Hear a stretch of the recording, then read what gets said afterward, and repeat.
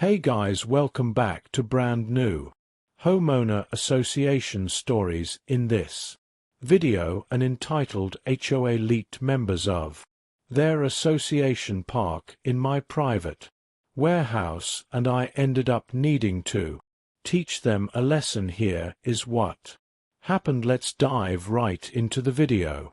The first one starts like this. So I've had my shipping business for over a decade and I swear that I never had an issue with any of the people who lived around my office and warehouse until the neighborhood next door became an HOA.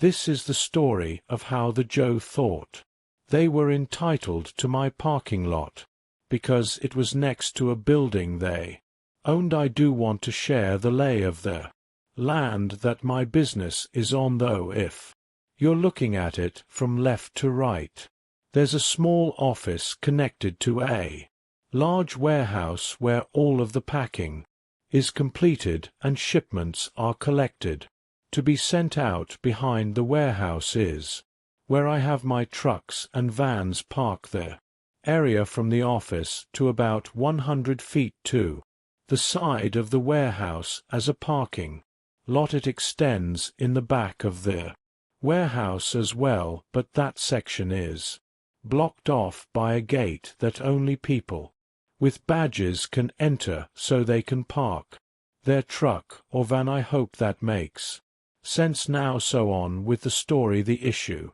started when the highway built some sort of conference hall or meeting area next to the parking lot of my warehouse. I did not have a problem with it. They had every right to build what they wanted, and the construction did not spill over into my lot. Well, that was until the HOA board started hosting monthly meetings. There were a lot more people that came to those, and there would be nights that I would be ready to send one of my trucks out only to find a bunch of cars I did not recognize blocking the entrance to the warehouse. The parking was not the biggest issue, but where these people had chosen to park instead of using the spaces closest to the HOA building, they were all over my lot. I have 2 large trucks and 5 vans and need to have enough space if I'm sending multiple vehicles out of the lot at the same time. With the amount of car that the home members had in my lot and their places that they are parking, it's hard for my employees to maneuver, especially with the large trucks. The last thing I wanted to see was one of my guys clip a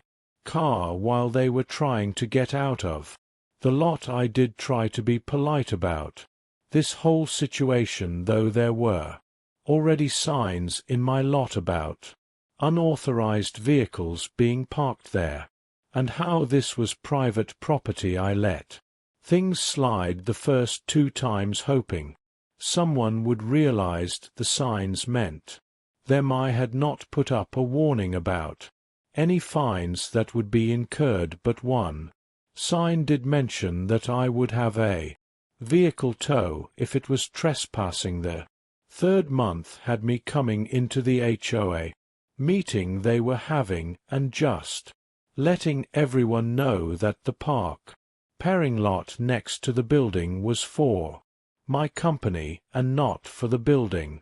Before I forget, the HOA building did have a parking lot at the front of the building. It just was not as large as my own. I hated to do something like that, but I was tired of having to try and plan around when they would have meetings just so that my workers didn't have to try and dodge cars when they headed out for a job. I did not get much of a reaction from the group when I headed out. I had hoped that that would have been the end of it, but the next month proved me wrong. Our state was in the path of a collection of large storms, which were causing issues for shipping companies because of flooding and damage To shipments I was trying to get my guys out on the road before the next storm rode through, so I and a few of my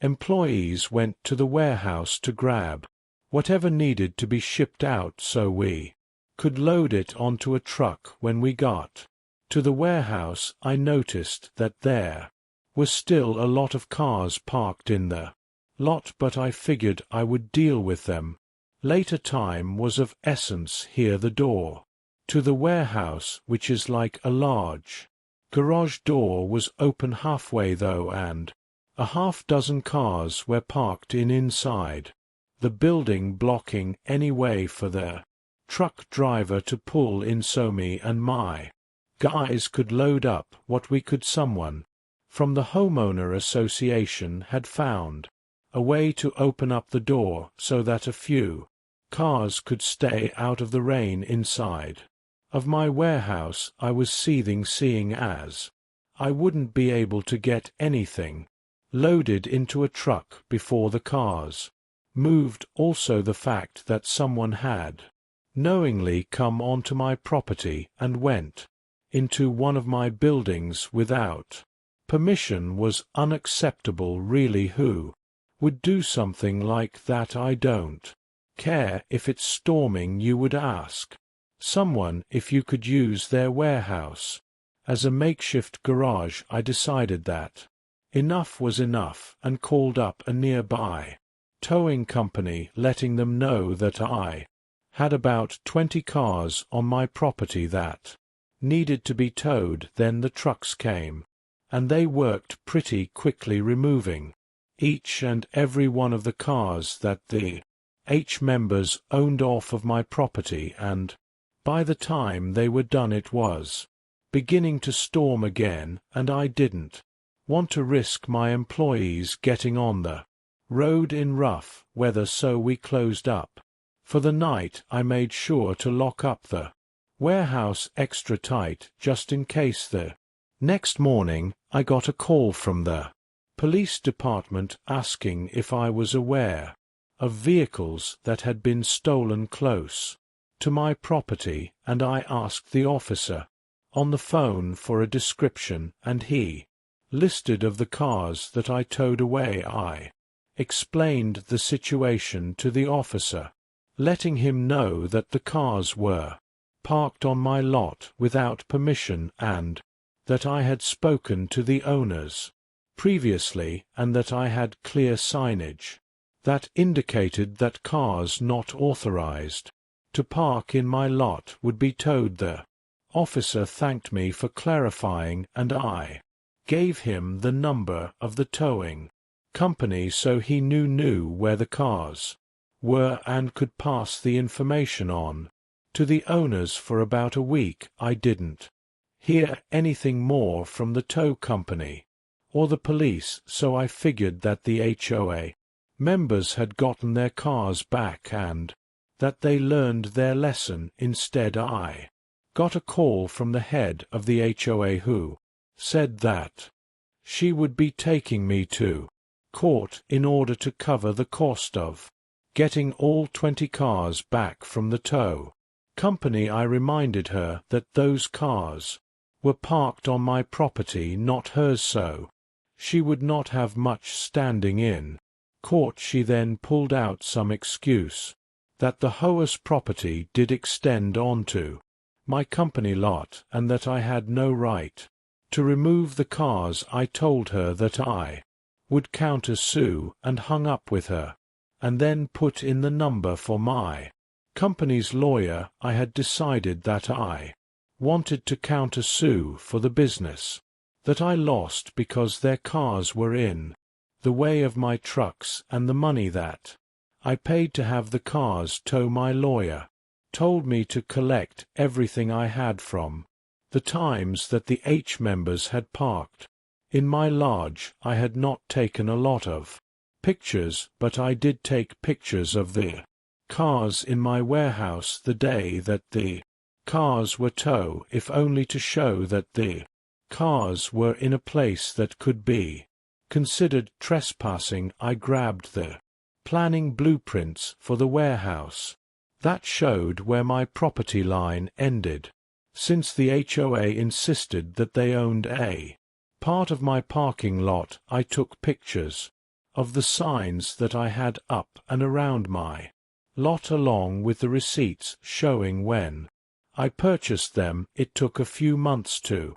get to court, but when we did, the HOA brought another charge of trespassing towards me, and they claimed that the 1 month that I came into the building to let them know about the car was considered trespassing, since I was not a part of the HOA board or a member of the neighborhood. The fact that I entered the building without being invited, as the HOA meetings were private, was apparently trespassing. My lawyer fought against that charge, deeming that I entered the building with a purpose and not to cause disruption to the meeting. The judge threw that charge out of course, which made the HOA head angry. The head of the HOA kept hammering away at my legitimacy to the land at my warehouse and parking lot are on, claiming that the property line of the neighborhood extended onto my property. It was easy to shut that down since my business was created and the buildings for it were built about 9 years ago. My lawyer was able to find documents from the county's office that showed the plans for construction. The highway had not been a thing until half a year ago, so they had no ownership of any land that I'd already built something on. But then came the issue with the cars. I provided the information on my signs, showing that I had put them up long before the H existed, so they were not new or purchased. Because of the way I showed the court the photo of the cars in my warehouse, how they were parked, and how that blocked any way of my trucks getting through, and how it prevented my employees from moving things out and around the cars because of how they were parked. With the weather problems during that time, it was imperative that I got my employees out on the road at specific times, or we lost business. I explained that in order to make sure that no damage occurred to my employees' vehicles, as well as the HOA members' cars, towing them out of my parking lot was the only option. The HOA president claimed that I still had no right to tow their car without informing them, but because of the signage and my attempts the month before, the judge claimed that I had done my due diligence to make sure that the HOA members did not have their cars damaged in a lot that was not theirs. I won the suit, getting the money I would have made that day if it hadn't been for the costs, along with being reimbursed for the tow. True payment. The HOA had only been active for less than a year, but the court's ruling was all it took to dismantle the whole thing. That had not been my intention at all when I decided to fight them in court, but ever since they left I haven't had to worry about anyone using my lot illegally. I'm working on expanding my business to another part of the state, and I've been very picky about the location, making sure that there is not an HOA nearby that could give me trouble again. And the next one is a pro-revenge story, and if you have enjoyed those stories until here, please don't forget to like the video and post a comment, because that would help me tremendously. Thank you so much. The next one is a tenant drama story. I'm a landlord and I have lots of stories, but the worst tenant I had, well, it's hard to narrow it down, but one was a woman about 50 and her 17-year-old daughter. They seemed normal. The mom was a nurse and the daughter ready to Graduate high school. Well, they moved in and paid first month rent/deposit and then never paid rent again. They ended up squatting for over 2 months while I went through the long eviction process. They also never put the electric/water bill in their name either, so it was shut off. After a while I never wanted to go in because it seemed like they were still there, and this is out in the country, so you just never know when the time finally came. A court-appointed bailiff came with me to see how they left the place, and well, it was trashed, literally.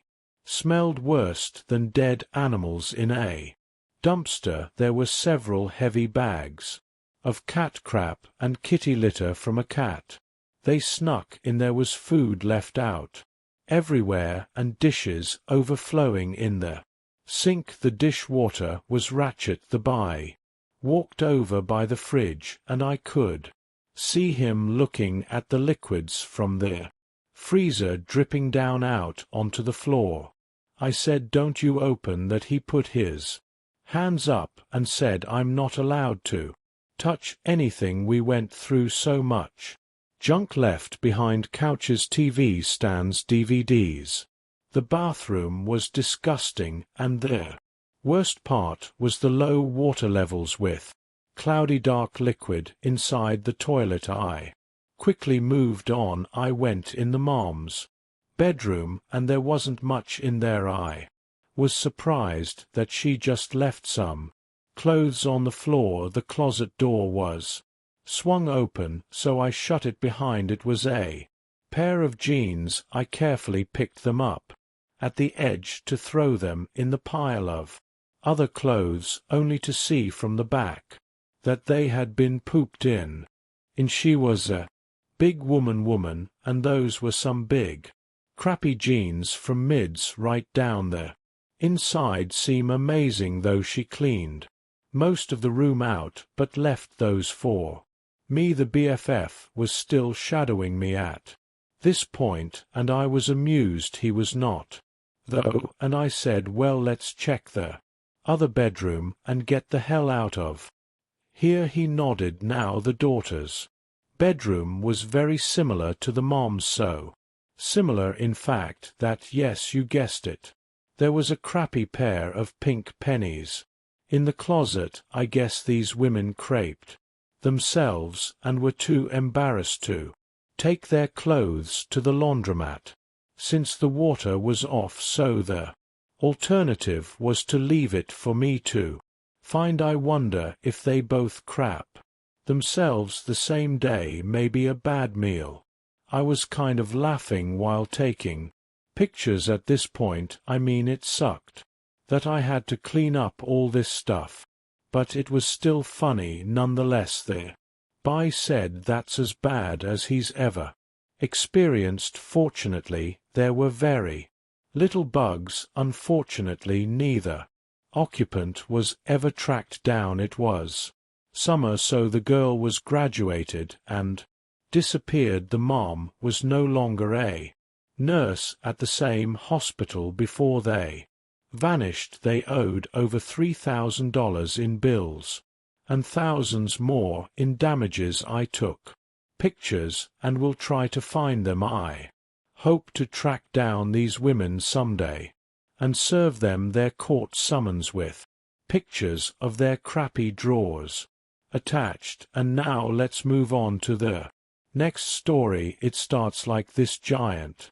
HOA trees are not a very common sight, even in America, where they are the most abundant and native. Here in the UK, though, they are ever less common, and I guess I was fortunate enough to have one on my property. I don't really know the history of the tree and how it ended up in a residential area. My best guess is that before homes were built it was all trees, and since they are rare, the homes had to be built kind of around the few of them. They don't have the word giant in their name for no reason either.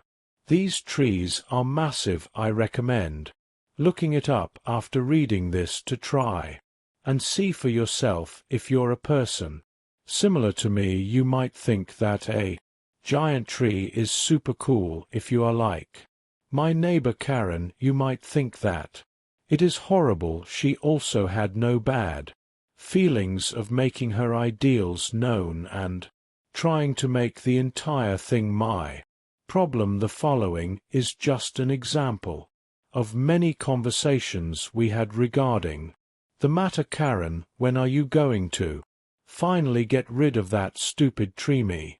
That tree is amazing and also extremely rare. It's not going anywhere, and honestly, it doesn't have anything to do with you. The tree is not on your property, Karen. If it falls down, it would end up on my property. Then you will be in a world of trouble for not getting rid of it. Me, actually, I would not, but aside from that, this is a stable tree on my property, so you can just stop bringing it up every other week, okay? It's getting old, Karen. Well, you know the shadow is on my property, and that's basically like the tree being on it, so clearly I should get a vote in what happens to the tree. Me, take your vote and send it to yourself in the mail, because I don't care. Goodbye, Karen. There were more conversations just as pleasant as that one, but I think that you get the picture. Also, I think you can understand why I decided to call her Karen for this story instead of some other random fill in for a name. The issues I had with Karen regarding this tree were not something that happened over the course of a few weeks or even a month or two. Oh, no, this argument about a tree went on for a good 2 years. 2 years with her not talking to me about anything else except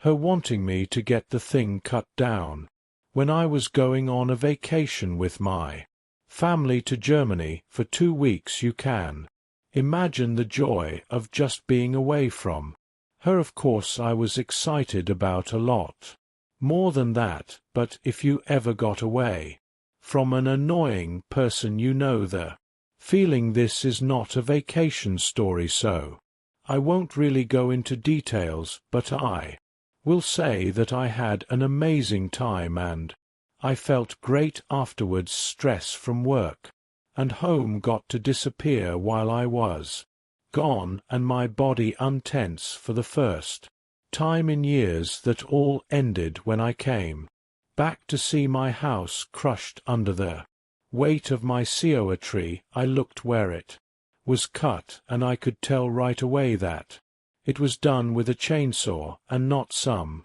act of God. My vacation was not ending with me going home, but instead going to my brother's house to sleep. I could give you all 3 guess as to who was responsible for this, but you would only need one. I knew that Karen did this and was already starting to get everything in order. I would need to sue her since it was not done by a storm. My insurance did not want to pay for home repairs. I then called in a tree expert to examine and give a professional statement that it was cut down and to estimate the worth. I knew that these trees were rare, but I had no idea that this tree was worth upwards of $400,000. And by the way, guys, as with most stories that I read, I usually convert the currency to US dollar simply to make it easier for everyone, just so you're not confused, because the story takes place in the UK, but you see dollars in the story. Anyway, I was suddenly very thankful that I installed cameras on my house about a year before this. It didn't get much, but it showed Karen clear as day on my property right before the tree smashed into the house.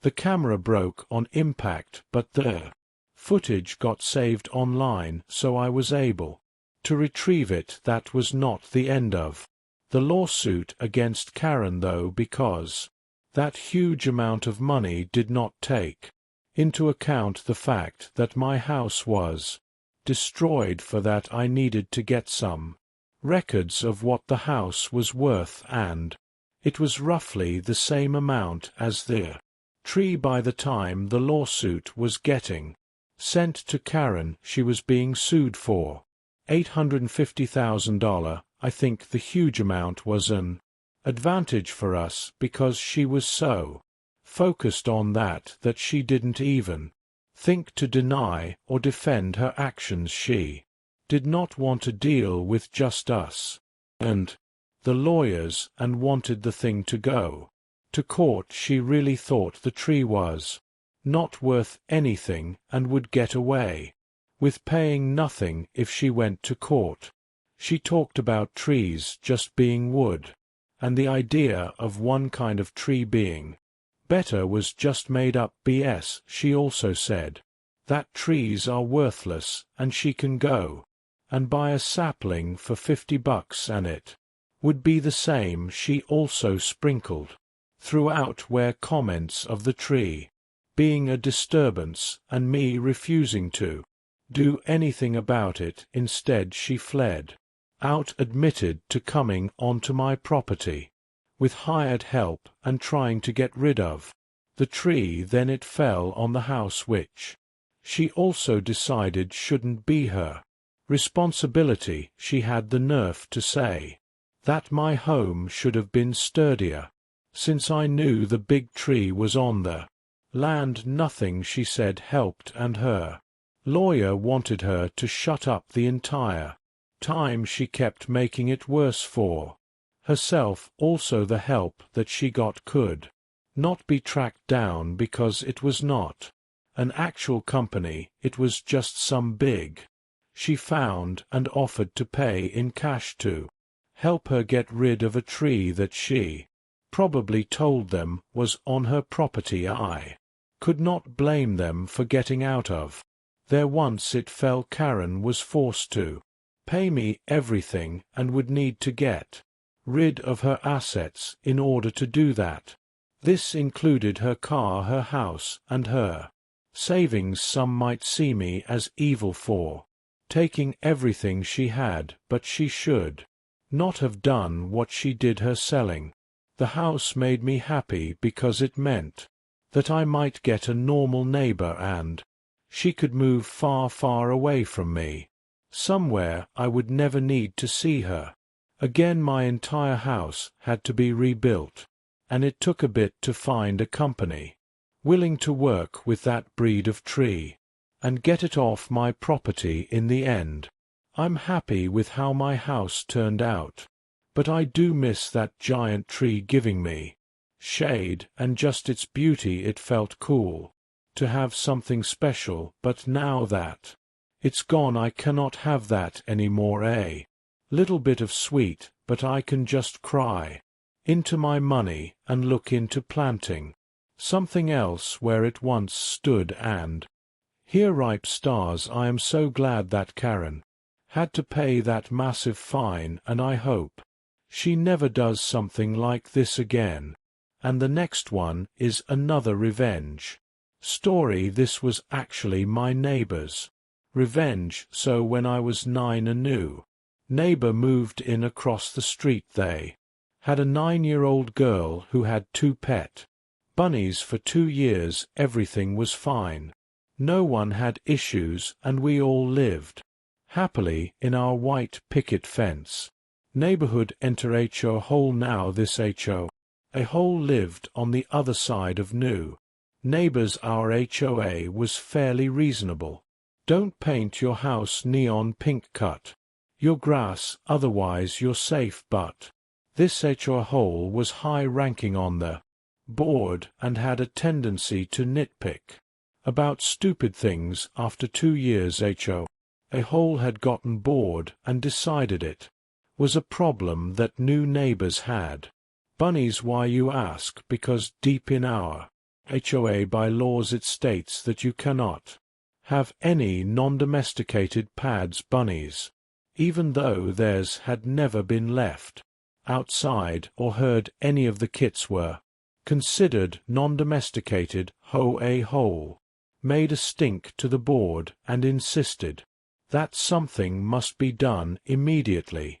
HOA sends a letter that the bunnies get gone ASAP or fins would start accumulating. New neighbor tried to go talk to HOA hole and explain that they are his daughter's pets, are harmless, etc.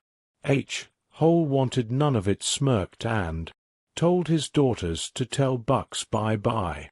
What HOA hole did not know is that the new neighbors were only a few weeks away from moving back across the country to be closer to family. They had done a private sale on the house, no signage outside, and most people did not even know. New neighbor could have just ignored the letter and he would have been gone before the feast could hit, but no, that would be too easy. What did he do?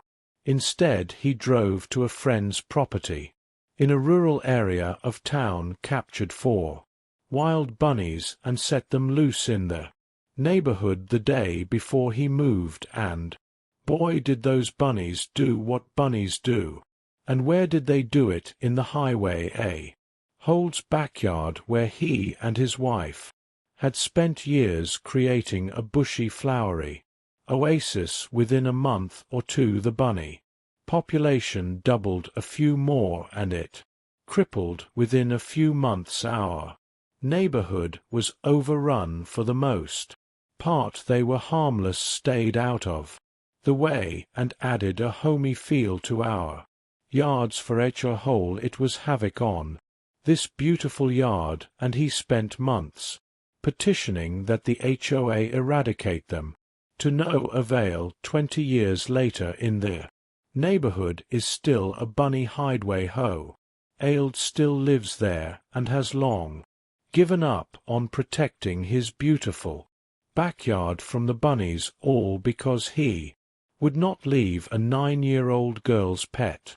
bunnies alone, and it thanks to everyone who pointed out that I absolutely flopped the incredible opportunity to coin a hole. I will likely look back and regret this at least once a year for the rest of my life. Right on, you clever a-holes. And the next one is a story from r/m I, the jerk we put in a pool a few months ago, and the pool deck is still in progress. It's all dirt, SL stone. Currently the kid down the street, who's a bit older than our kid, saw us in the pool from the road today and came down to ask if he could swim. We really didn't want anyone because it's still a disaster out back, but I said he could if his mom was coming over. He came back 10 minutes later in swim trunks with a towel and no parent inside, and said she couldn't come. My wife let him go in anyway and was texting his mom, but I told her I'm going to talk to the parents and tell them that going forward the rule is no parent, no pool. I'm not running a daycare all summer, and I don't feel like being held hostage to stay outside because the kids are all playing. The kid is quite a bit older, but just because they are fine with him running around the neighborhood does not mean I want him stopping by uninvited every time he sees us outside. My wife does not want me to say anything. She just says to just tell him next time that we are going inside, but I don't feel like lying, and he would still see us from the road. I want to set the ground rules early, so Reddit would I be the a-hole for telling them he cannot just come by every time we are out back, and that when he does, they need to be with him. So comment number 1, not the a-hole. Your private pool is not a community pool, FFS, and I'd be ashamed and embarrassed as if that Were my kid, I would not even go with him. I would tell my kids we have no business bothering others to use their pool, because that is so rude. Comment number 2. Not the a-hole. It's a reasonable rule, plus you have to think of liability. If anything happened to this child, I agree with you. Lying to this kid is not going to help. If he shows up without a parent, send him to go get one. Are you positive that he's even asking his parent to come, or just tell the parent? Neighbor said I can use their pool and yeah, rip stars. Let me know what you think about this in the comments. I'm very curious about what you have to say. And now we will read an update to the story. It reads like this. So just to add, for everyone that is worried, we already increased our HOA's liability and purchased a PO policy on top of that to cover the EX's liability, so we are good. With the liability side, it's more about the watching them. Edit again to clarify. For the uni defense people, yes, we are well aware we need a fence. The pool was just built, though the patio is just being put in this month, and the fence comes after the site work. It will have a fence. Just chill out. Added for more clarity, there is a temporary fence.